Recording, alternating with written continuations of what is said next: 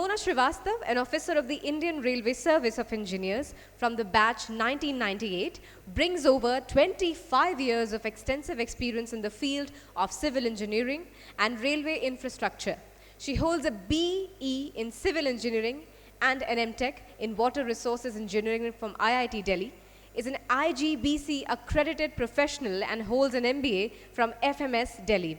Currently serving as Chief Engineer, Northern Railway, she has led numerous strategic initiatives across planning, execution and maintenance of major infrastructure projects.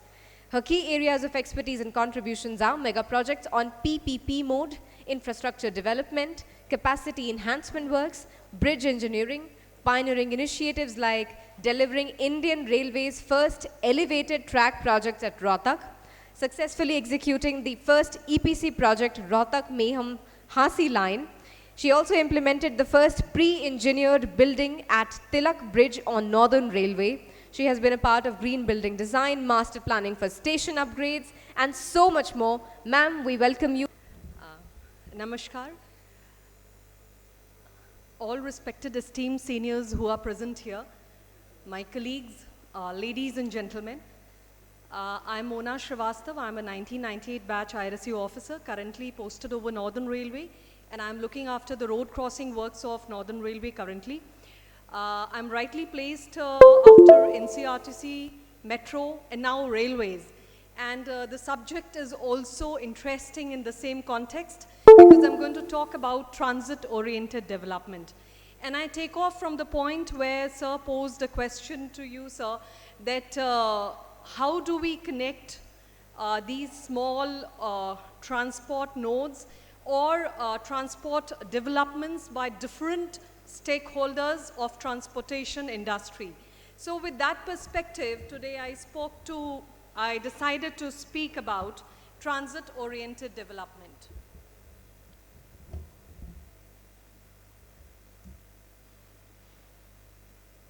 So, transit-oriented development is without any question or any iota of doubt is the future ahead.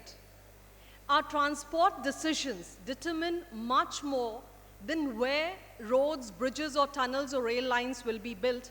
They also determine the connections and barriers that people will encounter in their daily lives, and thus how hard or easy it is or will be for the people to get where they need and want to go. I find this very relevant in the current context wherein every segment of the transportation industry is coming up with some development or redevelopment, and we need to kind of aggregate all of that. In that context, now what is TOD? With all of you knowing too much of it, but still by definition, it is the creation of a compact, walkable, pedestrian-oriented, mixed-use community with high-quality transit system by creating a viable, livable, and sustainable community. It comprises of high-density, affordable neighborhoods around major transit hubs to reduce the dependence on private vehicle use and promote public transportation. Now, I've just given a small schematic representation which is very commonly used. If you look at the red nodes, they are the transport nodes I'm talking about. It could be a railway hub, it could be a NCRTC hub in Delhi, or it could be a metro station of Mumbai. The black lines are the transit lines and the green circles are the mixed-use, heavy density developmental nodes which I am going to speak about today.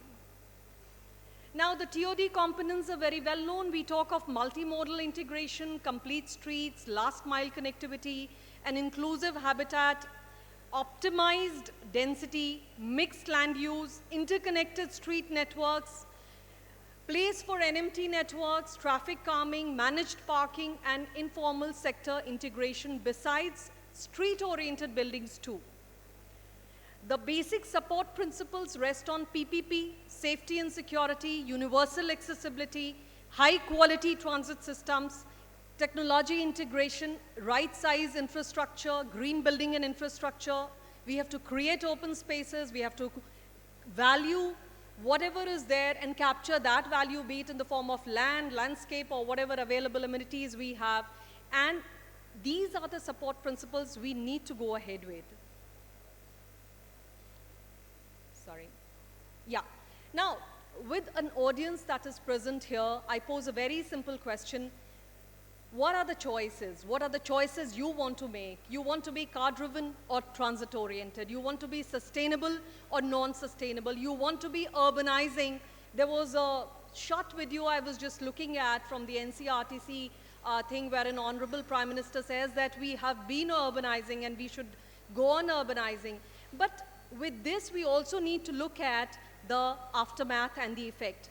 So we have to be urbanizing or we have to be disorganizing by creating these urban spalls. If we are car-driven, the result would be we would be creating urban spalls and unsustainable developments leading to infrastructure failures. And it is high time we come to think about it as a nation, as a city, or maybe even as a local body. Now, in the same light, that's how Railways has a strategic service vision, the National Rail Plan 2030, which aims to create a future-ready railway system by 2030.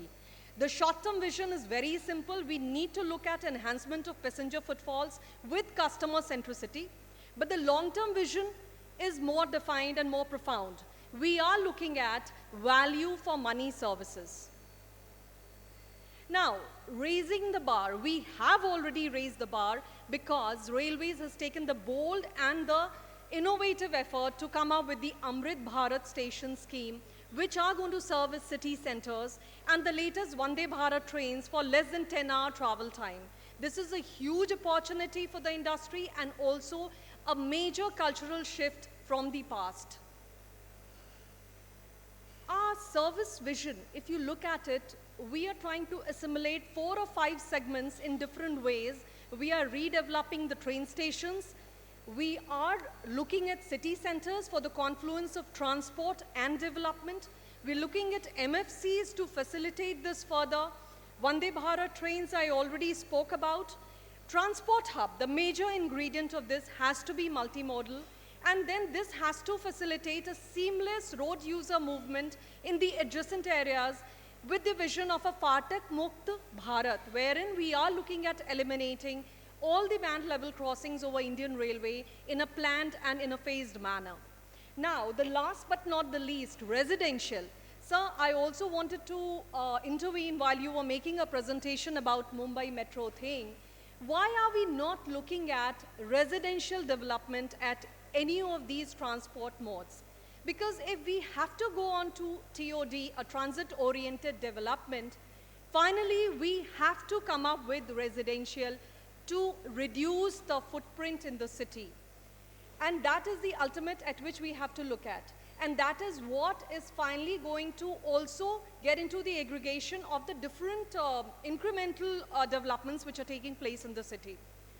Coming back to customer centricity, we are focused more, we are more community oriented as Railways, and that's how we are coming up with the Amrit Bharat stations and all other city-centric developments now. I have already talked about the Amrit Bharat station scheme at length, and there we are talking of Virasat Bhi and Vikas Bhi. What we want to say is that we are not losing our legacy of the local cities, the small cities, be it places like Saharanpur, Tapri. We are gelling with the local culture, but we are also trying to look at the nouveau design elements in those station premises. And this is the vision of our Honorable Prime Minister, which we are trying to adhere to. I again spoke about the Amrit Bharat station scheme, but then it has a twofold, I would say, purpose. The first is the customer satisfaction, the customer centricity and facets related to that. But then in the end, what is the objective? We are coming up with multimodal TOD hubs at these stations and also creating a third space for our current day generation, that is for the shopaholics, the eataholics or the entertainers. So we are looking at it as a city center, not just a redeveloped station building.